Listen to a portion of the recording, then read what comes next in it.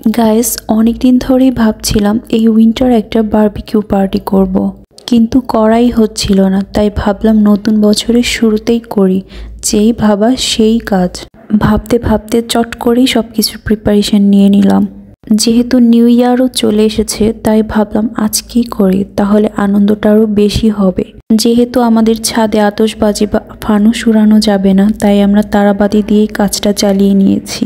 এর কারণ হচ্ছে আমাদের ছাদে একটা টাওয়ার আছে, সেখানে আগুন ধরলে অনেক সমস্যা হয়ে যাবে, তাই আমরা আর ওইগুলো কিছুই করিনি। এই আন্ডা বাচ্চা দুইটা হচ্ছে আমার স্টুডেন্ট। ওরা দুইজন তারাবাতি জ্বালানোর জন্য অনেক এক্সাইটেড ছিল, আর জ্বালাতে পেরে ওরা যেই লাফালাফি করছিল দেখার মতো না। যাই হোক, ওরা অনেক এনজয় করেছে, আমার অনেক ভালোই লেগেছে। এরা আজকের পার্টির জন্য আমাকে অনেক হেল্প করেছে। তারপর আমার জামাইটা চলে এসেছে তারাবাতি জ্বালাবে বলে। আজকে ও অনেক কষ্ট করে তারাবাতিগুলোকে জোগাড় করেছে। আসলে ও রাতে তারাবাতি আনতে গিয়েছিল, তখন অলমোস্ট শেষ হয়ে গিয়েছিল সব দোকান থেকে।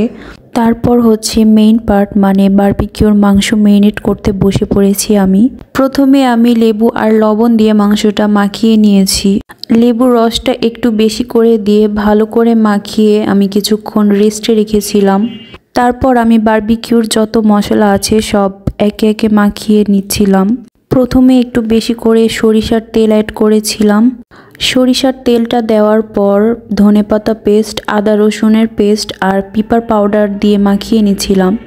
আমি এইখানে কালো গোলমরিচের গুঁড়া ইউজ করেছি, এটার স্মেলটা খুবই ভালো, আর টেস্টটাও সাদাটার থেকে আমার কাছে অনেক বেশি ভালো লাগে।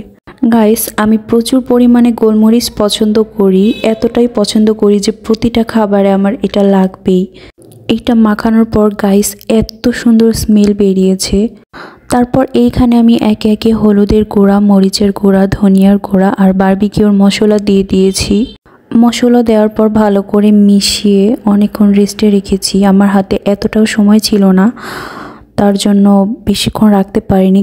মাংসটা মেরিনেট করে কয়েক ঘন্টা রেখে দিলে তারপর ওইটার টেস্ট আরও বেশি ভালো হয়, কিন্তু এটাও পারফেক্ট ছিল। মশলা মাখানোর সময় আমার স্টুডেন্ট আমাকে সব কিছু হাতের কাছে এনে দিচ্ছিল। আসলে ও খুবই হেল্পফুল একটা ছেলে। এমনিতেও আমি অনেক লেজি একটা মেয়ে, কোনো কাজই করতে চাই না, কিন্তু এই কাজটা করতে আমার খুবই মজা লাগছিল। আর আমার স্কিন অনেকটা সেন্সিটিভ, যার কারণে লবণ ধরলেও জ্বলে। প্রত্যেকটা কাজ গ্লাভস পরে করতে হয়। কিন্তু দেখেন, এক্সাইটমেন্টের চোটে আমি নিজেই হাত দিয়ে মাখানো শুরু করে দিয়েছি, কিন্তু এর ঝালটা তো আমি পরে বুঝতে পেরেছি।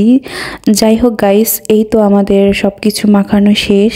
এইবার চলে এসেছি বারবিকিউর চুলাটা তৈরি করতে। আমাদের কাছে যেহেতু কয়লা কাঠ কিছুই ছিল না, তাই পুরনো ফার্নিচার কেটে ওইটা থেকে আগুন জ্বালিয়েছি। আর এই নেটটা 100 টাকা দিয়ে কিনে আনতে হয়েছে। নারিকেলের ছোবড়া আর আম গাছের শুকনো পাতা দিয়ে আমরা আগুনটা ধরিয়েছি।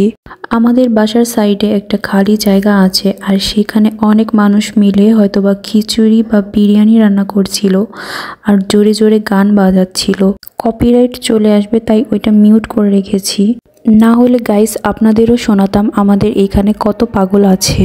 তারপরে অনেক কষ্ট করার পর ভালোই ভালোই আগুনটা ধরে গিয়েছে। আগুনটা ধরাতে গিয়ে আমাদের অনেক হ্যাসেল হয়ে গিয়েছিল। ধোঁয়ায় সবার চোখ মুখ লাল হয়ে গিয়েছিল, মানে গ্রামে মাটির চুলা রান্না করার একটা ফিল পাচ্ছিলাম। তারপরে আগুনটা ধরার পরে মাংসগুলো দিয়ে দিয়েছি।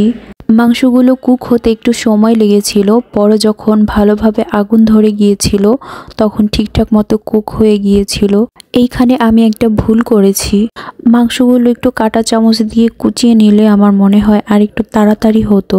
আর বারবিকিউ করার সময় মাংসগুলোকে একটু কুচিয়ে নিতে হয়, না হয় ছুরি দিয়ে একটু কেটে নিতে হয়। মাংসটা খুবই জুসি হয় আর ভেতরেরটা সেদ্ধ হয়ে যায়, না হয় কাঁচা কাঁচা থেকে যায়। তারপর আমি মাংসর মধ্যে যে মশলাগুলো ছিল সেই মশলাগুলো উপর দিয়ে দিয়ে দিচ্ছিলাম। আমার কাছে কোনো ব্রাশ ছিল না, আর এই আগুনের মধ্যে ব্রাশ দিয়ে দিলেও আগুন ধরে যাবে, এর জন্য আমি চামচ দিয়ে দিয়ে দিচ্ছিলাম। আর এই দিকে চিকেনের পিসগুলো দেখতে অনেকটা ইয়াম্মি লাগছিল। সবাই তো অপেক্ষা করছিল কখন হবে আর কখন খাবে। অনেক অপেক্ষার পরে ফাইনালি আমাদের বারবিকিউ ডান। আর একটা প্লেটে নিয়ে আমরা সবাই একটু একটু করে খেয়েছি। দেখছিলাম যে টেস্ট কেমন হয়েছে। টেস্ট তো মাশাআল্লাহ টপ নচ হয়েছে। আর আমার হাজবেন্ড এটাকে খেয়ে 10 আউট অফ 10 দিয়েছিল, কারণ এটার ম্যারিনেশনটা আমি করেছিলাম। তারপর সবগুলো একটা প্লেটে তুলে আমরা যার যার মতো সবাই নিয়েছি। আর লেবুর রস মেখে খেতে ভীষণ ভালো লাগছিল। আর এইটার সাথে আমরা নান রুটিও নিয়ে এসেছিলাম। আসলে আমরা সবাই অনেক এনজয় করেছি বারবিকিউ পার্টিটা। আর ভাবছি নেক্সট আবার কবে অ্যারেঞ্জ করা হবে এটার।